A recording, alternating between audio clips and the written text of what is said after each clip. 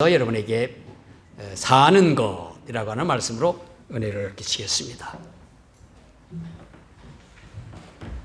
다만 우리에게 가난한 자들을 기억하도록 하였으니 이것은 나도 본래부터 행사에 행하려거나 게다가 안디옥에 이르렀을 때에 책망받을 일이 있기로 내가 그를 대면하여 책망하였노라. 야고보에게서 온 어떤 이들이 이르기 전에 게다가 이방인과 함께 먹다가 그들이 오매 그가 할례자들을 두려워하여 떠나 물러가매 남은 유대인들도 그와 함께 외식함으로 바나바도 그들의 외식에 유혹되었느니라. 그러므로 나는 그들이 복음의 진리를 떠나 바르게 행하지 아니함을 보고 모든 자 앞에서 게바에게 이르되 네가 유대인으로서 이방인을 따르고 유대인답게 살지 아니하면서 어찌하여 억지로 이방인을 유대인답게 살게 하려 하냐 하노라.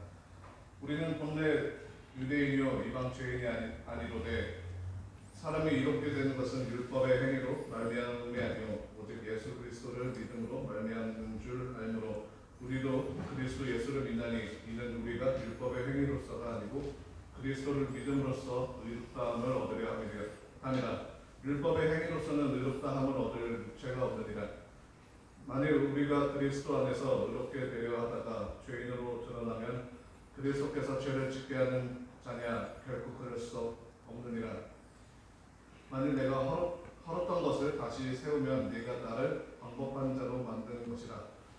내가 율법으로 말미암아 율법에 대하여 죽었나니 이는 하나님에 대하여 살려 함이라. 내가 그리스도와 함께 십자가에 못 박혔나니 그런즉 이제는 내가 사는 것이 아니요 오직 내 안에 그리스도께서 사시는 것이라. 이제 내가 육체 가운데 사는 것은 나를 사랑하사 나를 위하여 자기 자신을 버리신 하나님의 아들을 믿는 믿음 안에서 사는 것이라. 내가 하나님의 은혜를 패하지 아니하노니 만일 이롭게 되는 것이 율법으로 말미암으면 그리스도께서 헛되이 죽으셨느니라. 아멘. 특성도 하고 긴 본문 읽느라고 수고 많이 했습니다. 할렐루야. 잘 지내셨습니까?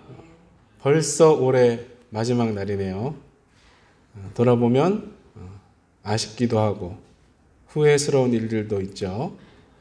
내 계획대로 안 돼서 짜증난 것들도 있고 또 서운하거나 분통 터진 일들도 있겠지만 잘 생각해 보면 그런 것들은 대부분 내가 기준이었을 때일 것입니다. 내 생각이 옳고 내 감정이 중요하다 생각하고 살면 내년도 그렇겠죠. 더 나빠질지도 모르겠습니다. 마귀는 늘 우리가 내 중심으로 살게 만들려고 하죠. 우리의 눈을 주께로 돌리는 선택을 해야 할 줄로 믿습니다. 우리의 감정과 생각보다 주님 기뻐하시는 것을 바라보는 연습과 훈련을 해야 할 줄로 믿습니다. 세상의 영이 아니라 성령님께 순종하여 살아감으로 내년에는 더 기쁘고 더 복되고 더 의미 있는 한 해가 되시기를 간절히 축원합니다. 옆에 분들과 한번 인사해 볼까요? 성령님께 순종함으로 복된 내년 되시기 바랍니다. 안 한 분들에게 한 번 더 성령님께 순종함으로 복된 내년 되시기 바랍니다. 아멘. 아멘. 지난번에 제가 재활용을 하면서 여기 기독교 방송 후원하자 말씀을 드렸죠. 지금까지 160불 넘게 기부가 됐습니다. 뭐 돈으로 치면 별거 아닐 것 같지만 개수로는 1600개가 넘는 걸 모은 거예요. 동참해 주신 분들께 감사를 드립니다. 이 깡통 모아 선교 내년에도 계속 해보겠습니다. 아멘.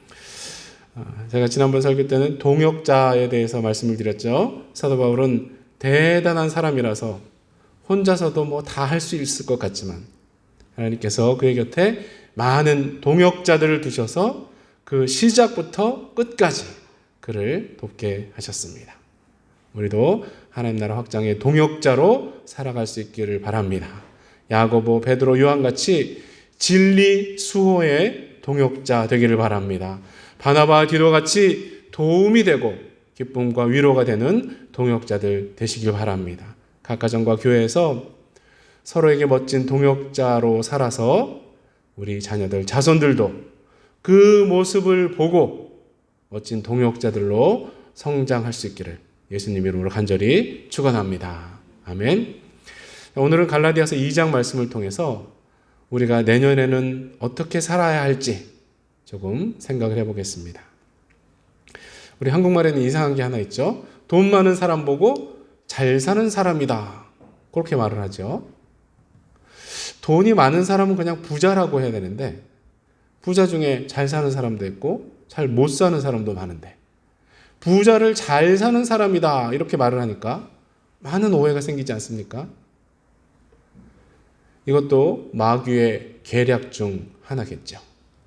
돈이 많아야 잘 사는 것이다 이렇게 착각하게 만드는 것이죠. 그래서 수단 방법을 가리지 않고 돈만 많이 모으면 된다 이렇게 착각하게 만들려고 하지 않습니까? 그러니까 너무나 많은 부조리와 죄악들이 생기고 돈만 많이 벌면 그런 것들 다 덮인다 생각하게 만들지 않습니까? 세상 사람들은 다 그렇게 생각하고 말하면서 살아도 우리 성도들은 그러면 안 되겠죠. 하나님께서 늘 보고 계시고 하나님께서 진정한 복의 근원이심을 아는 성도들이라면 세상이 아니라 성경이 말씀하는 삶을 살기 위해서 최선을 다해야 할 줄로 믿습니다. 성경적인 삶의 모습들, 그중에 오늘 첫 번째로 가난한 자들을 기억하는 삶, 이것이 우리의 삶의 모습이 되어야 할 줄로 믿습니다. 오늘 본문 10절에 보시면 가난한 자들을 기억하도록 부탁했다라고 하죠. 이거 무슨 상황입니까? 사도 바울이 예루살렘에 올라가서 야고보, 베드로, 요한 사도 만나고 자기가 이방인들에게 복음 전한 것을 제시를 했습니다. 그러자 그들이 바울을 이방인의 사도로 인정하면서 친교에 악수를 했다라고 했습니다. 그러면서 가난한 자들을 기억하도록 부탁한 것이죠. 당시 예루살렘 교회는 가난한 사람들이 많았었죠. 전에도 말씀드렸듯이 유대교가 모든 것을 장악한 그런 사회에서 신성모독자로 여겨지는 예수를 믿는다는 것은 모든 경제, 사회적 불이익을 감수하는 선택이었죠. 지금도 선교지들에서는 똑같은 상황이 벌어지지 않습니까? 불교나 이슬람교, 힌두교가 모든 것을 장악한 그런 사회에서 예수님을 믿겠다라고 하는 것은 거의 모든 기득권을 다 포기하는 것이고 경제, 사회적 불이익을 자초하는 것 아니겠습니까? 심지어 폭행당하고 죽기까지 하는 일들 얼마나 많습니까? 그래서 당시에 예루살렘 교회에는 가난한 자들이 많았고 바울은 비교적 부유한 이방인 교회들에서 구제 헌금을 모아서 여러 번 가져온 일이 있었습니다. 사도행전 24장에도 여러 해 만에 내가 내 민족을 구제할 것과 재물을 가지고 와서 드리는 중에 라고 말하고 로마서 15장, 고린도서 16장, 고린도서 9장에도 유대와 예루살렘에 있는 성도들을 돕는 일, 이것을 언급을 합니다. 하나님의 은혜를 진정으로 아는 성도라면 가난한 사람들을 기억하며 살아야 할 줄로 믿습니다. 아멘. 그러면 많은 분들이 그러겠죠. 지금 물가가 얼마나 많이 오르고 집세가 오르고 이자율이 올라서 힘든 거 모르냐. 우리 살기도 빡빡한데 가난한 사람은 어떻게 기억하냐. 맞는 얘기죠.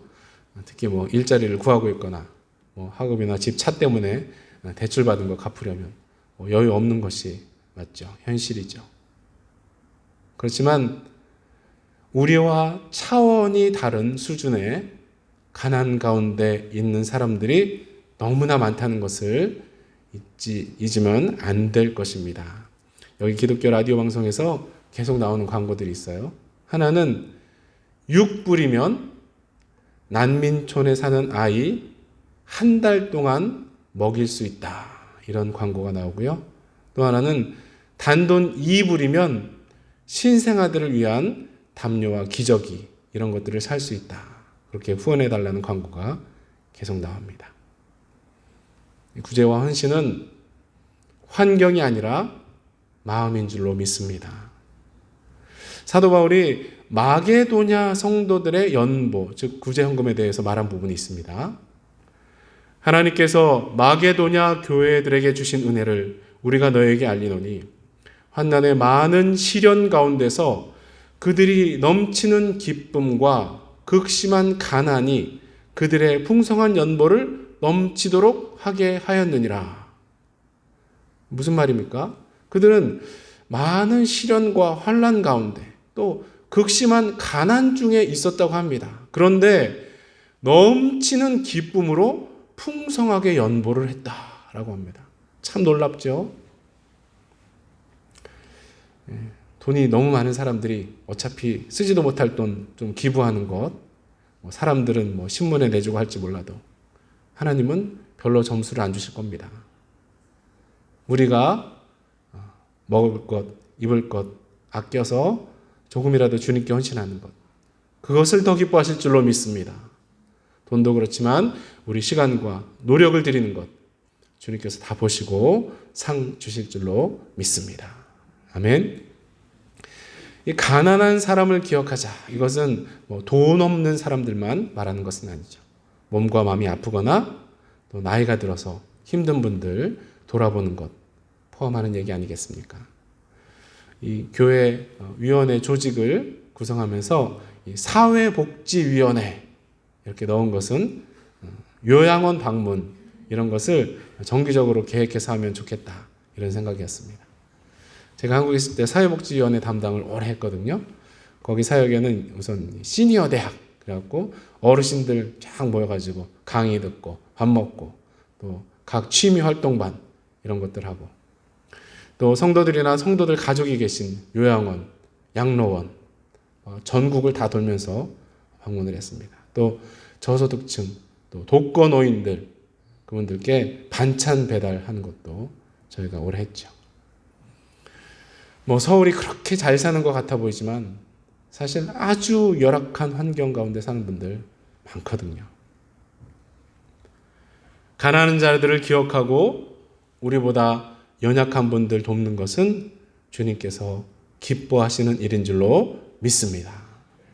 조금씩 더 그렇게 살아가서 주님을 기쁘시게 하고 또 주님께서 주시는 기쁨을 누리는 우리 모두 되기를 축원합니다. 우리 자손들, 다음 세대들 모두 사람들을 돌아볼 줄 아는 삶을 살게 되기를 예수님 이름으로 간절히 축원합니다. 아멘. 두 번째로는 비진리를 책망할 수 있는 삶이 우리 삶의 모습이 되면 좋겠습니다. 오늘 본문에 아주 놀라운 사건이 기록되어 있죠. 바울이 베드로를 모든 사람 앞에서 책망을 했습니다. 여러분 베드로가 누굽니까? 예수님의 수제자죠. 예수님 부인하고 닭 울음에 통곡하고 회개한 그런 부끄러운 과거가 있긴 하지만 베드로는 닭고기를 싫어했을 것 같아요. 그렇지만 자타공인 예루살렘 교회의 탑 리더인데 예수님 제자도 아니었던 바울이 감히 베드로를 책망을 합니까? 놀라운 일이죠. 그런데 왜 그랬습니까? 안디옥에서 베드로가 이방인 신자들과 밥을 같이 먹다가 야고보에게서 온, 즉 예루살렘 교회 다른 지도자들이 오니까 두려워하여 떠나 물러갔다. 도망갔어요. 이런 외식적인 행동에 대해서 사도 바울이 아주 분개를 합니다. 이것은 복음의 진리를 따라 바르게 행하지 아니함이다 라고 말하면서 모든 사람들 앞에서 베드로를 혼냈다 라고 기록되어 있죠. 그 기록이 14절부터 21절까지 길게 나오지 않습니까? 아니 네 자신도 유대인처럼 살지 않으면서 어찌 이방인들을 억지로 유대인같이 살게 하려고 그리어? 요즘 이 드라마가 유행을 했었죠. 그래서 사투리 해봤습니다. 충청도 사투리. 그러면서 사람이 의롭게 되는 것은 율법을 행하는 것이 아니라 오직 예수님을 믿는 것이다 라고 목소리를 높입니다. 나는 하나님에 대해 살기 위해 율법에 대해서 죽었다 라고 강력하게 선포를 하고 있습니다. 복음의 진리를 위해서라면 당시 가장 높다고 생각되고 존경받는 사람도 꾸짖을 수 있는 용감한 바울의 모습을 볼 수 있죠. 그 순간에는 바울이 베드로보다 영적으로 더 어른인 것이죠. 어른. 참 어른이 사라져가는 시대에 살고 있지 않습니까? 한국을 비롯한 수많은 나라에서 어른에 대한 존경이 급격히 사라져가고 있죠. 옛날에는 사람들이 막 담배를 피우고 가다가도 어른들 앞에서는 이렇게 삼가는 그런 모습을 한국에서는 보였습니다. 중고등학생들이 모여서 담배 피다가 어른들이 확 호통을 치면 담배 끄고 다른 곳으로 도망을 갔었죠. 그런데 요즘 그랬다가는 애들한테 큰 봉변을 당하죠. 그런 것 무서워서 어른들이 입을 다물기 시작하지 않았습니까? 학교에서 선생님들이 어른의 권위를 잃은 것은 아주 오래전 일이죠. 얼마 전 뉴스에서 들었는데 호주 공립학교들 수업 태도가 전 세계 최하위 수준이랍니다. 물론 너무 억압하고 폭력적으로 다스렸던 것도 문제지만 너무 자유방임주의로 하는 것 더 큰 문제라고 생각합니다. 가정에서도 부모의 권위가 사라진 것은 어제 오늘 일이 아니죠. 부모가 뭐라고 하건 자기가 하고 싶은 대로 다 하지 않습니까? 호주를 비롯한 수많은 지역에서 어린 학생들이 부모의 동의 없이 성 정체성을 바꿀 수 있답니다. 나는 오늘부터 남자 혹은 여자로 불리는 것을 거부하겠다. 이렇게 얘기하면 부모가 아무리 난리를 쳐도 학교에서 법적으로 그렇게 처리를 해버린답니다. 정말 큰일이죠. 저도 중학생 때는 제가 세상에서 제일 똑똑하고 잘난 줄 알았어요. 그런 미성숙한 이성과 지성, 그리고 경험이라고는 하나도 없는 상태에서 좋은 어른의 조언 없이 그런 중대한 문제들을 결정해버린다는 것. 정말 재앙 아니겠습니까? 그런데 이런 모든 권위를 부정하는 포스트 모던주의 경향, 교회 안에까지 벌써 자리 잡지 않았습니까? 옛날에는 정말 목사님들 말을 중요하게 여기고 따라서 살려고들 노력을 했죠. 이제 목회자가 뭐라고 하든 다 자기 생각에 좋은 대로 자기 감정 따라 살지 않습니까? 그렇게 모여서 예배하고 교제하는 것이 중요하다고 아무리 떠들어도 내가 바쁘고 피곤한데 뭐 주의 성수냐, 내가 가고 싶은 때 가겠다 하지 않습니까? 그렇게 반응하는 사람들도 문제지만 입을 다물기 시작하는 어른들도 문제 아니겠습니까? 복음의 진리를 따라 살지 않는 모습을 보고도 귀찮아서 혹은 어떤 반응이 돌아올지 몰라서 입을 다물기 시작하진 않았습니까? 사람의 관습이나 선입견 때문에 잔소리하는 것은 입을 다물어야 되죠. 사실 교회에서 복음의 진리와 관계없는 것들에 대해서 너무 잔소리들을 해서 젊은이들 다 떠나가고 교회 문이 닫히지 않았습니까? 하지만 복음의 진리를 따르지 않는 모습을 보고도 책망하지 않는다면 교회는 앞으로 소망이 없을 것입니다. 교회들마다 사도 바울같이 복음의 진리를 따르지 않는 모습들을 제대로 책망해 왔다면 지금과 같이 교회들이 타락하고 쇠퇴했겠습니까? 우리는 복음의 진리에 근거해서 책망할 줄 아는 영적인 어른들이 되어야 할 줄로 믿습니다. 특별히 우리 자손들, 후손들, 다음 세대들이 복음의 진리대로 행하지 않는 모습들을 보일 때 성령님의 인도하심에 따라서 잘 책망할 수 있기를 바랍니다. 잠언 22장 15절 말씀 여러 번 제가 말씀드리죠. 아이의 마음에는 미련한 것이 얽혀 있으나 훈계의 매가 그것을 멀리 쫓아낸다. 두드려 패라는 것이 아니라 바른 길로 인도하기 위해서 책망과 훈계에 부담을 져야 한다는 것이죠. 그 자녀를 때리던 부모의 마음은 얼마나 아팠겠습니까? 베드로를 책망하던 바울의 마음에도 엄청난 부담이 있었겠죠. 그렇지만 복음의 진리를 수호하기 위해서 그 부담을 감수했을 것입니다. 우리도 어떤 사람을 바른 길로 인도하기 위해서, 복음의 진리로 인도하기 위해서 책망하고 훈계한다는 것은 큰 부담일 수 있죠. 그렇지만 그것은 결국 생명을 살리는 길이 되기 때문에 부담을 져야 할 줄로 믿습니다.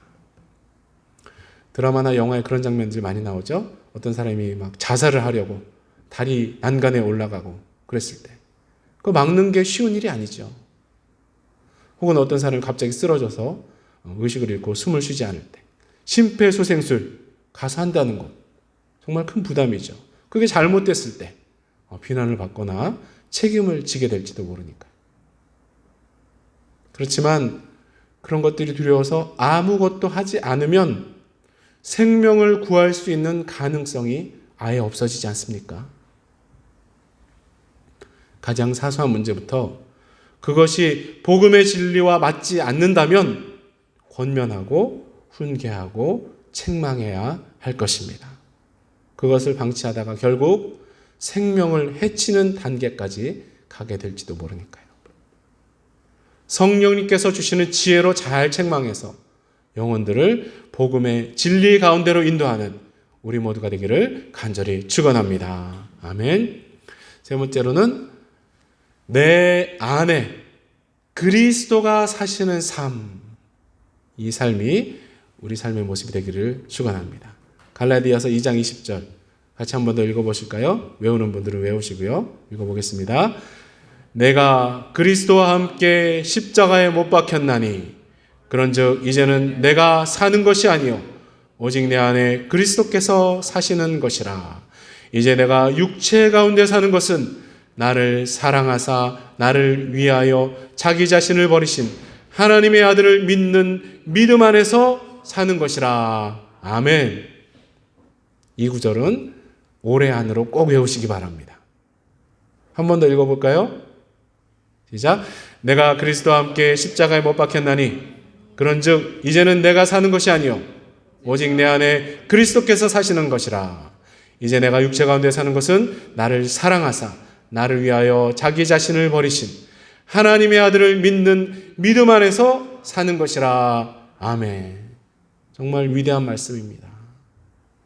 나의 옛자 죄악에 얽매인 그 육체는 십자가에 못 박혔다라고 합니다. 할렐루야.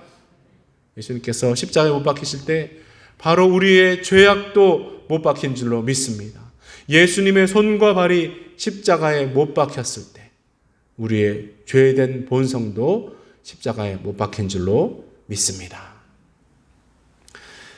그러면 질문이 생기죠. 십자가에 못 박혔다는 내 옛날 자아가 왜 불쑥불쑥 튀어나와서 우리가 실수를 하고 죄 짓게 만드는 거지? 세상 모든 욕망과 나의 모든 정욕은 십자가에 이미 못을 박았네. 찬송을 그렇게 부르는데 이 욕망과 정욕이 꿈틀꿈틀 살아있는 것 왜 그럴까요? 여러분, 십자가가 어떤 형틀입니까? 인간을 가장 고통스럽게 죽이도록 고안된 것이죠. 아마 단두대에서 순간적으로 목이 잘려 죽은 사람은 짧은 시간 동안 고통을 느꼈겠죠. 반대로 십자가는 아주 오랜 시간 동안 극한의 고통을 느끼다가 결국은 폐에 피가 차올라서 질식해서 죽는 그런 형틀이라고 하지 않습니까? 우리 예수님은 십자가에 달리시기 전에 살인적인 채찍질로 거의 빈사 상태셨기 때문에 반나절 만에 돌아가셨지만 대부분은 하루 이상 생존을 했고 3일에서 5일까지 버티기도 했다고 합니다. 그러니까 병사들이 죄수들의 다리를 꺾어버리고 퇴근을 했다는 것이죠. 그렇습니다. 우리의 옛 자아, 죄악된 성품들이 십자가에 못이 박혔어도 즉시 죽는 것이 아니고 죽어가는 것입니다. 어떤 사람들은 그것이 조금 빨리 죽어서 성자 비슷한 삶을 살겠지만 우리가 이 땅에 사는 동안 그것들에서 완전히 자유로울 수가 없는 것이죠. 그래서 우리가 성화의 과정, 이것을 잘 이뤄가야 하는 줄로 믿습니다. 미국 인디언 그 체로키족에 구전되는 얘기 중에 두 늑대에 관한 것이 있다고 합니다. 마음속에 두 늑대가 있는데 하나는 분노, 질투, 탐욕, 오만, 슬픔, 그리고 열등감, 그런 늑대고, 다른 늑대는 친절, 기쁨, 사랑, 희망, 평온, 겸손, 동정, 그리고 평화의 늑대라고 합니다. 둘 중에 주인이 먹이를 더 많이 주는 쪽이 강해져서 이긴다는 것이죠. 로마서 8장 말씀과 비슷하지 않습니까? 너희가 육신대로 살면 반드시 죽을 것이로되 영으로서 몸의 행실을 죽이면 살리니. 아멘. 여기서 영은 하나님의 영, 즉 성령님인 줄로 믿습니다. 성령님께 순종하는 선택을 해서 육체의 죄성을 자꾸 죽이면 조금씩 더 예수님 닮은 삶으로 변화되는 줄로 믿습니다. 아멘. 참 멋진 찬송이 있죠. 내 안에 사느니 예수 그리스도니 나의 죽음도 유익함이라. 아멘. 내 안에 그리스도가 사신다는 것은 하나님의 영이자 그리스도의 영이신 성령께서 내 안에 거하시는 것인 줄로 믿습니다. 그렇지만 우리가 주님 기뻐하지 않는 생각이나 마음을 품고 또 악한 선택들을 하면 성령께서 근심하시는 줄로 믿습니다. 성령님께 늘 순간순간 순종함으로 성령께서 우리 안에 충만히 사시게 되기를 축원합니다. 그래서 성령께서 우리의 생각과 마음, 육체까지 붙들어 주시는 성령 충만한 삶을 살 수 있기를 축원합니다.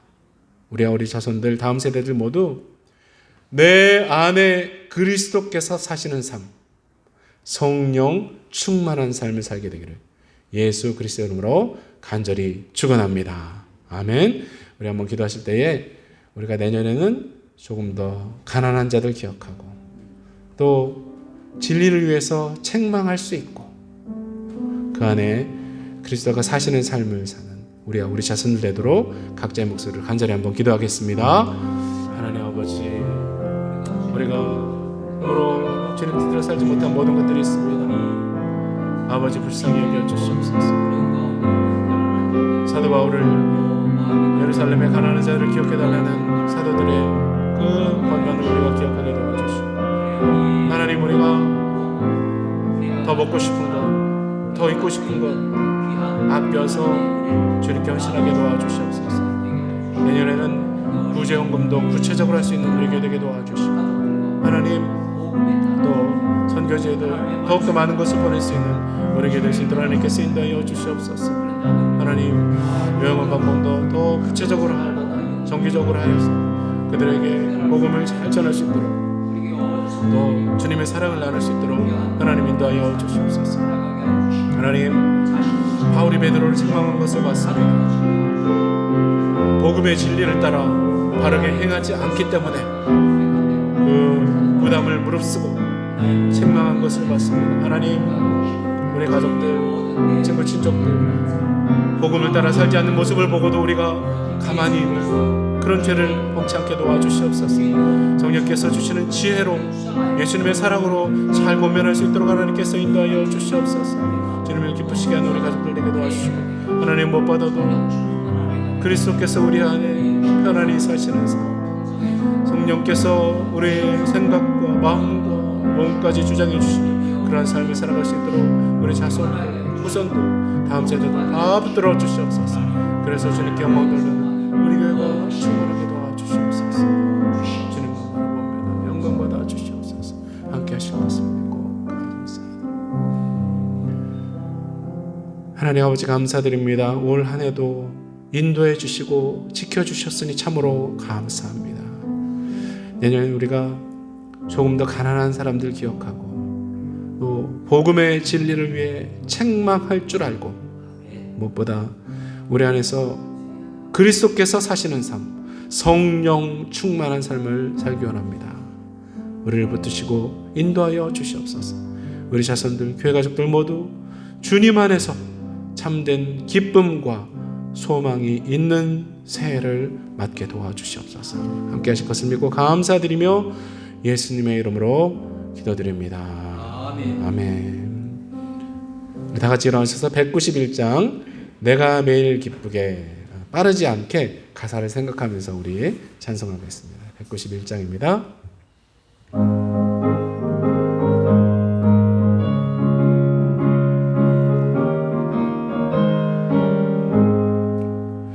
내가 매일 기쁘게 순례의 길에 가면 주의 팔이 나를 안보함이요 내가 주의 큰 복을 받는 참된 비결은 주의 영이 함께함이라 성령의 계시네 할렐루야 함께하시네 좋은 길을 걸으며 밤낮 기뻐하는 것 주의 영이 함께함이라 전에 죄에 빠져서 평안함이 없을 때 예수 십자가에 덮어 힘입어 그 발 아래 엎드려 참된 평화 얻음은 주의 영이 함께함이라 성령의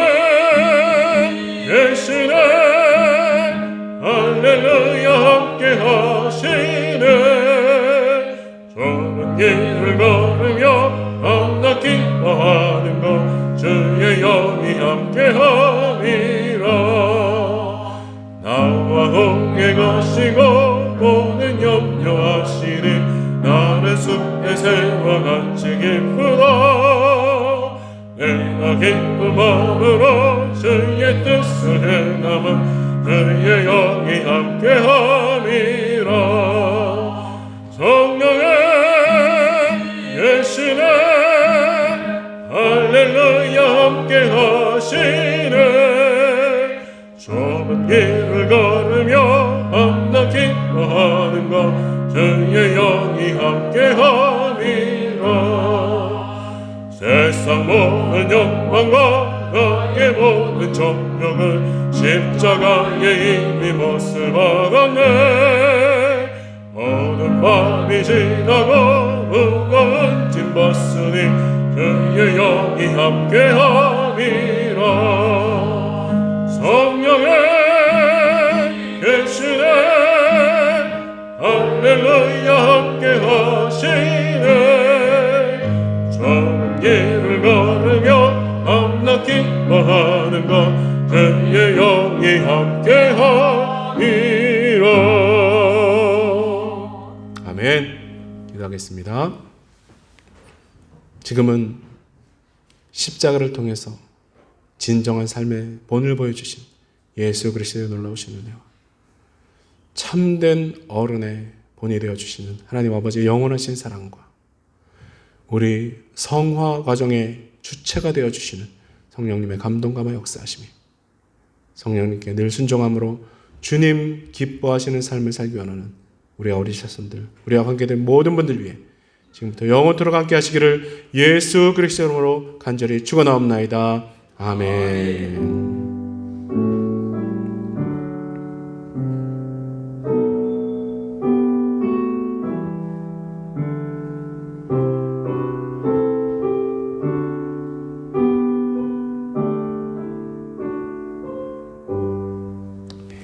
감사합니다.